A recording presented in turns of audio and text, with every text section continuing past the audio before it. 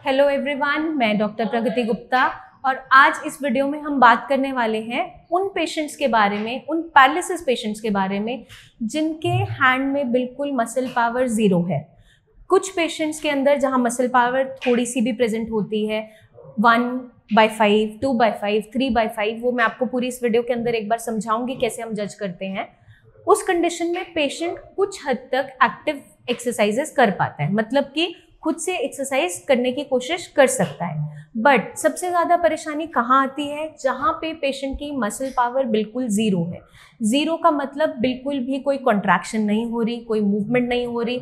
आप पेशेंट को हाथ उठाने के लिए भी बोलोगे तो वो बिल्कुल भी मूव नहीं करेगा।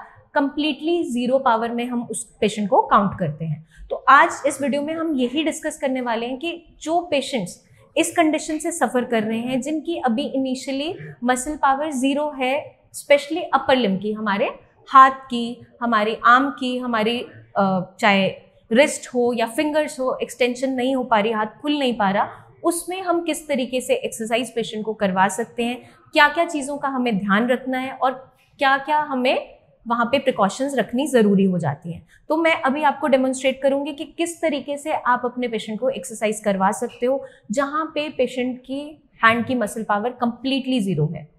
फॉर एग्जाम्पल, अगर मान लीजिए पेशेंट को राइट हेमीपैरेसिस है, मतलब कि राइट साइड की बॉडी काम नहीं कर पा रही है, लेग तो कुछ हद तक मूव कर रही है बट हैंड के अंदर बिल्कुल भी मूवमेंट प्रेजेंट नहीं है, कंप्लीटली ज़ीरो है। अगर मान लीजिए मैं पेशेंट को बोलती हूँ कि आप हाथ उठाइए, तो पेशेंट बिल्कुल भी मूवमेंट नहीं कर पा रहा है। उस कंडीशन में हम क्या करेंगे?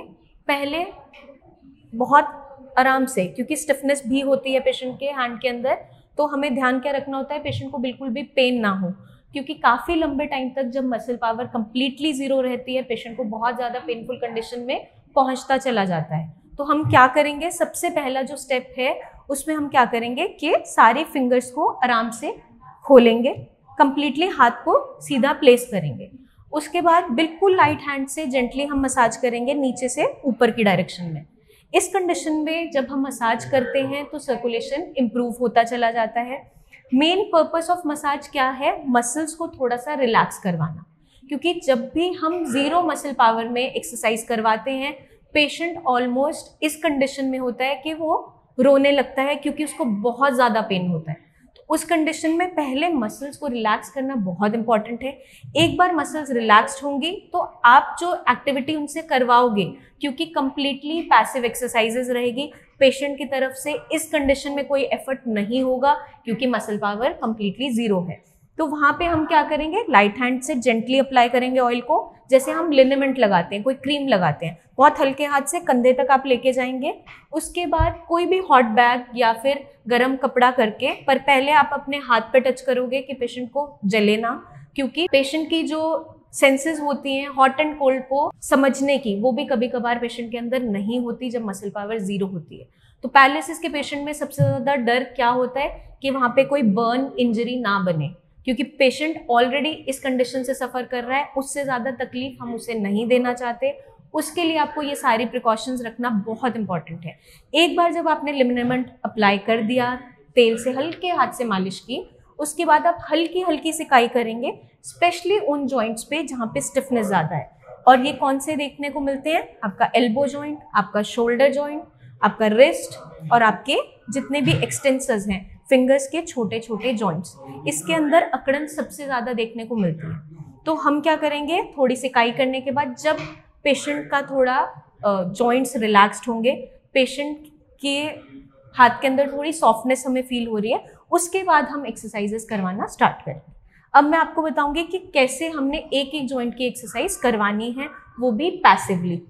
अब जिस पेशेंट की मसल पावर ज़ीरो है, मतलब पेशेंट खुद से एफर्ट लगा ही नहीं पा रहा, हम पेशेंट को बोल भी रहे हैं कि आप हाथ को मूव करके दिखाइए, बट पेशेंट नहीं कर पा रहा, तो सबसे पहले हम क्या करेंगे? पेशेंट का हाथ अगर इसी पोजीशन में लंबे टाइम तक बना हुआ है, हमने वहाँ पे स्टिफनेस थोड़ी सी रिलीज़ की मालिश करने के बाद, उसके बाद हम यहाँ से एल्बो से जस्ट सपोर्ट करते हुए बहुत ही स्लोली एंड ग्रेजुअली उसके हाथ को सीधा करेंगे।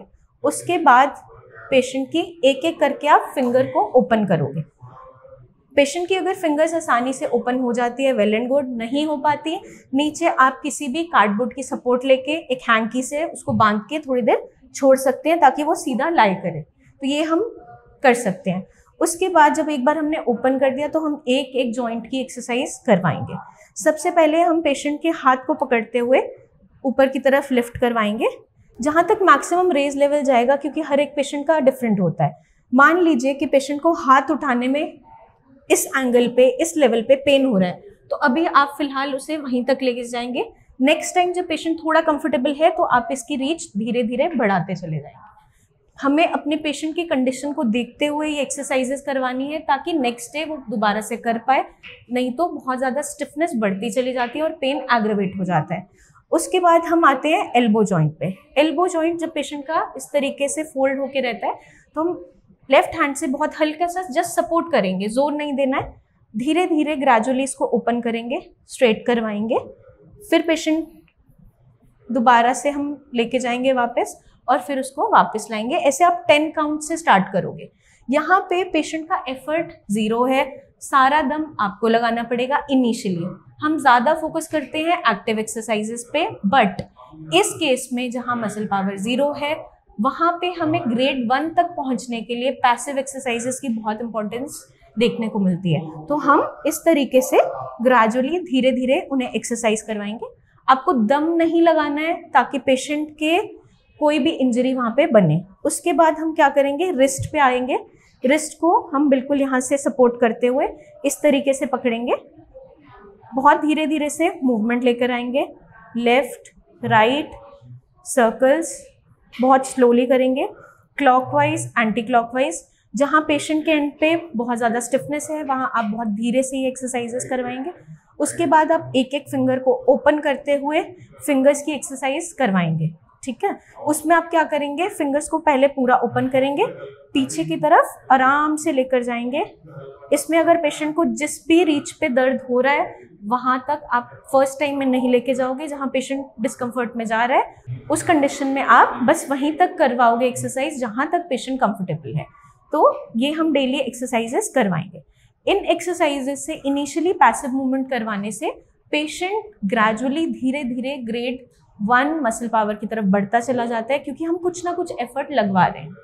हम पेशेंट के हाथ में एक और काम कर सकते हैं, जैसे पेशेंट पानी पी रहा है, हम एक बॉटल उसके हैंड में होल्ड करवा देंगे। पेशेंट के हैंड में भले ग्रिपिंग ना हो, लेकिन हम सपोर्ट से ये काम करवाएंगे, ग्रेजुअली उसके माउथ तक लेके जाएंगे। ये एक्सरसाइजेस इनिशियल फेज में ग्रेड 0 पे, मसल पावर 0 होने पे ये हम करवाएंगे। तो इससे क्या होगा, ब्रेन ग्रेजुअली धीरे धीरे सीखेगा और उसे ये सब चीज़ें याद होती है, तो जल्दी रिकवरी की तरफ चलता चला जाएगा। अक्सर हम लोग गलती क्या करते हैं पेशेंट्स के साथ, जिन पेशेंट्स की मसल पावर 0 होती है हम वहीं पे वो चीज़ छोड़ देते हैं। पेशेंट तो अपना एफर्ट लगा नहीं रहा, हम भी एफर्ट लगाना छोड़ देते हैं। इसलिए उस कंडीशन में पेशेंट के पैर में जल्दी रिकवरी आती है और हाथ अक्सर पेशेंट्स का पीछे रह जाता है।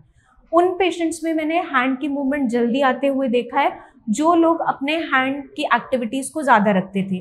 फॉर एग्जाम्पल, एक पेशेंट हमारे शॉपकीपर थे, उनके पैर से पहले हाथ उनका जल्दी ठीक हुआ था, क्योंकि वो शॉप पे बैठ के काम करना स्टार्ट कर दिया था। कुछ भी सामान देना होगा, जितनी भी सपोर्ट वो ले पाते थे, सपोर्ट के साथ उसे उठाना उन्होंने स्टार्ट कर दिया था। उनकी लेग की मूवमेंट पीछे रह गई थी, हाथ जल्दी ठीक हो गया था।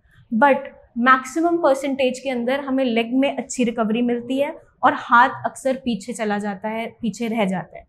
0 से 1 का जो फेज है वहाँ पे रिकवरी लाना बहुत मुश्किल होता है, 1 से 2 लाना बहुत आसान होता है।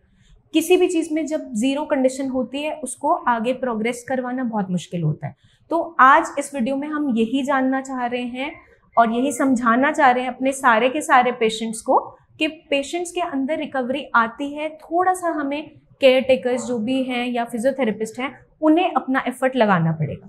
एक बार मसल पावर 1 हो गई तो हम एक्टिव एक्सरसाइजेस करवाएंगे, पेशेंट से एफर्ट लगवाएंगे, पेशेंट से ही सारी एक्सरसाइजेस करवाएं। तब तक के लिए हम एक एक जॉइंट को, जो मैंने आपको मूवमेंट बताई है, जितनी रीच तक जा रहा है वहाँ तक उसे लेकर जाएंगे, वापस लेकर आएंगे। एल्बो है, एल्बो की एक्सरसाइजेस करवाएंगे, रिस्ट की मूवमेंट्स करवाएंगे धीरे धीरे। और मालिश के लिए बहुत सारे मिथ्स हैं हमारे माइंड में, क्योंकि अक्सर डॉक्टर मना करते हैं कि मालिश नहीं करनी है, बट इसलिए मना करते हैं क्योंकि लोगों को मालिश करने का तरीका पता नहीं होता। अक्सर लोग गलती क्या करते हैं, बहुत तेज़ी से मालिश करते हैं, बहुत दबा दबा के करते हैं। पेशेंट को वहाँ पे कुछ भी सेंसेशन नहीं हो रहा होता और उस कंडीशन में फ्रैक्चर होने के चांसेस बहुत ज़्यादा बढ़ जाते हैं। तो हमें क्या करना है, हमें जो मालिश करनी है वो सिर्फ मसल्स को रिलैक्स करने के लिए करनी है, ताकि जो भी हम एक्सरसाइजेस करवा रहे हैं उसके बाद मसल्स में जो भी थकावट आ रही है वो रिलैक्स कर सके। इसलिए मालिश और सिकाई अगर सही तरीके से की जाती है तो हेल्पफुल ज़रूर साबित होती है। तो एक्सरसाइजेस आप डेली बेसिस पे पेशेंट को करवाएंगे ताकि पेशेंट के अंदर रिकवरी आती चले जाए। जल्दी ही मिलेंगे हम नेक्स्ट वीडियोस में, जिसमें हम लेकर आएंगे बहुत सी ऐसी एक्सरसाइजेस जो पेशेंट्स को करवाने से पेशेंट जल्दी से ठीक हो सकता है और उसके अंदर रिकवरी आ सकती है। तब तक के लिए आप अपने पेशेंट्स का खास ध्यान रखिए। Take care.